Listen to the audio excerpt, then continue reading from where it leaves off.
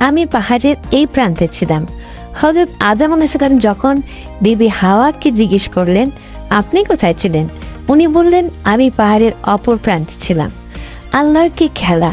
পাহাড়ে দুইজন দুই প্রান্ত, অথচ কেউ কাউকে 350 বছর দেখেনি। দেখা হলো 350 বছর পর। সুবহানাল্লাহ! আল্লাহ সুবহানাহু ওয়া তাআলা কি না করতে পারেন। এই সেই পাহাড়, যে পাহাড়ে আমাদের শেষ নবী হযরত মুহাম্মদ সাল্লাল্লাহু আলাইহি ওয়াসাল্লাম বিদায় হজের শেষ ভাষণ দিয়েছিলেন। এই সেই ময়দান যেখানে আমাদের সমস্ত প্রাণী খুঁড়ে বিচার কার্য হবে। এটাই হচ্ছে রোজ হাসরের ময়দান। আমরা জীবিত অবস্থায় মৃত্যুর আগেই আমাদের হাসরের ময়দানটি পরিদর্শন করলাম। এরপর আমরা ভাই বোন সবাই মিলে আল্লাহর দরবারে দোয়া প্রার্থনা করলাম। সবাই আমাদের জন্য দোয়া